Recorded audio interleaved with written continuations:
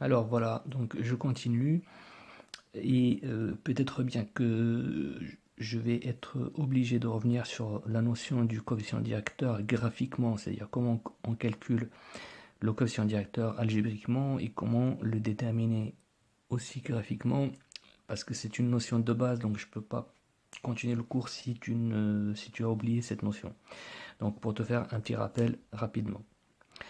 Alors, j'ai une droite, et le coefficient directeur, on a dit que c'est celui qui donne la direction de la droite. Et comment le déterminer graphiquement? Eh bien, je vais prendre un premier point que je vais appeler A. Là, tu vois, le point, il se trouve sur la droite, et de manière à ce que je puisse donc je choisis un point que je peux lire facilement, hein. Je choisis pas un point ici, par exemple, que je peux pas lire. Donc je sais très bien que ce point a pour coordonnées 1, 2, et je choisis un autre point, peu importe, sur la droite, du moment que j'arrive à lire clairement, par exemple ici. Je vais l'appeler B. Et pour déterminer le coefficient directeur, il suffit que je fasse le chemin entre A et B en suivant le quadrillage. Donc,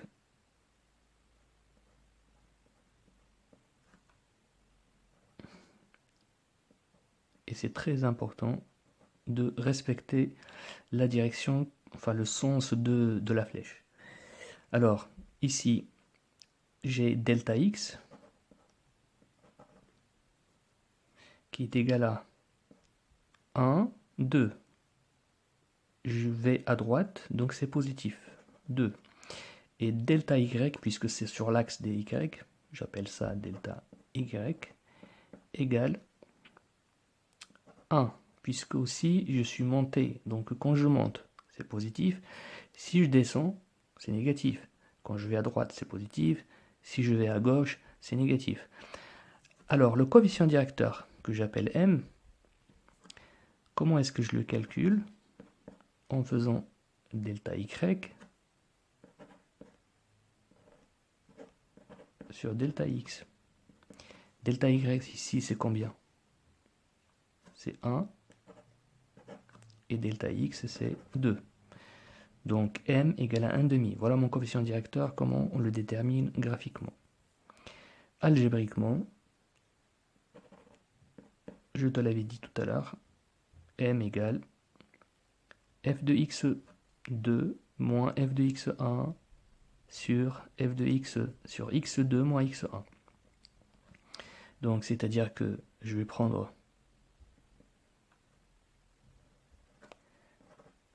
x1 là, x2 ici, et là c'est f de x1, et ici c'est f de x2. Donc les coordonnées de A c'est x1, f de x1, et les coordonnées de B c'est x2, f de x2. Il suffit de calculer f de x2 moins f de x1 sur x2 moins x1. Donc voilà la formule pour calculer un coefficient directeur. En appliquant ici, f de x2 c'est combien? 1, 2, 3, ça fait 3.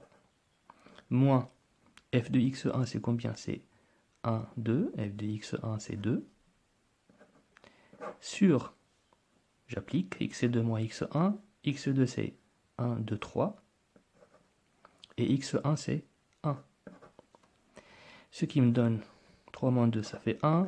Et 3 moins 1 ça fait 2. Et je trouve la même chose que graphiquement. Donc c'est 1 demi. Bien. Je reviens maintenant. Voilà, c'est un rappel. J'espère que ça t'a rappelé la notion de coefficient directeur. Maintenant, on va voir la notion de taux d'accroissement, qui est la même chose, exactement la même chose que le coefficient directeur. En fait, le coefficient directeur, c'est quoi? Il nous donne l'accroissement de la droite, c'est-à-dire comment cette droite accroît. hein, ou bien comment elle décroît. Bien sûr, le coefficient directeur il est positif si la droite est croissante, et le coefficient directeur est négatif si la droite est décroissante. Donc on dit c'est un accroissement, décroissement, mais on appelle ça accroissement de façon générale. Donc ça nous donne comment cette droite accroît. Donc comment elle monte, quelle est la pente qu'elle fait. Donc tu vois ici, il y a une pente. Et bien le coefficient directeur nous donne la valeur de cette pente. On appelle ça coefficient directeur ou bien taux d'accroissement aussi. C'est la même chose. Donc quel est le taux d'accroissement de cette droite? Eh bien c'est 1,5. Bien. Alors, maintenant que tu as compris que le taux d'accroissement, c'est tout simplement le coefficient directeur, alors regarde bien maintenant dans ce cas-là, on a une courbe CF, et cette courbe-là, on va noter 2 points, A et B, qui se trouvent sur la courbe, qui appartiennent bien sûr à la courbe. Eh bien, ces 2 points, pour aller de A à B, eh bien, on a une pente. Il y a une pente. Ils n'ont pas le même niveau, A et B. Donc, on doit monter ou descendre pour atteindre B. Ou bien de B pour atteindre A. On a une pente, donc c'est-à-dire qu'on a une dérivation. D'accord? Donc on peut dire que la courbe, elle dérive de ce point vers ce point, elle dérive, elle change de direction. Eh bien, si on veut savoir la pente qui relie A et B, si on veut savoir le niveau de la pente qui relie A et B, une pente, c'est quoi? C'est une droite. Donc on va tracer une droite, ce qui est en vert ici, qui relie le point A et le point B, qui va nous donner la pente, ou bien le coefficient directeur, ou bien le taux d'accroissement. Donc on appelle ça le taux d'accroissement entre A et B, 2 points qui appartiennent à la courbe. Eh bien, on va appliquer exactement la même chose pour trouver la pente, c'est-à-dire la même chose que dans une droite, puisque c'est une droite qui représente cette pente entre le point A et B. Eh bien, pour calculer cette pente, il suffit de calculer le coefficient directeur et donc le taux d'accroissement. Comme je t'ai dit, le taux d'accroissement, le coefficient directeur, c'est la même chose. Donc le taux d'accroissement entre A et B, c'est quoi? Sachant que A, c'est l'abscisse du point A. Et A plus H, c'est l'abscisse du point B. Bien sûr, H, qu'est-ce que c'est? Alors, c'est ça en fait que tu dois comprendre. H, c'est la distance entre A, entre ce point et ce point-là.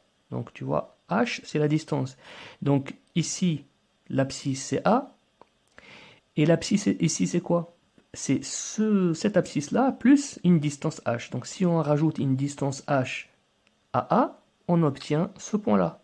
Donc, on dit que on appelle cette abscisse A, et cette abscisse, on l'appelle A plus H. H étant la distance qui sépare ces deux points. D'accord? Donc si j'ai par exemple ici 2, là j'ai quoi? Allez, si je prends les carreaux, 3, 4, 5, 6, 7. Eh ben, ici c'est 2, et là c'est entre 2 et 7, il y a quoi? Il y a 5, la distance est de 5. Donc je dis que, je peux dire qu'ici l'abscisse c'est 2, et là c'est 2 plus 5. Et 5 représente H. Donc je dis, au lieu de dire 7, je vais dire 2 plus 5, de façon générale. Donc, généralement, je dis A, et je dis ici A plus H. Voilà les deux abscisses de chacun des points A et B respectivement. Bien sûr, l'ordonnée de A du point A, c'est F de A. Bien sûr, c'est F de A, par la courbe, bien sûr. L'image de A, c'est quoi?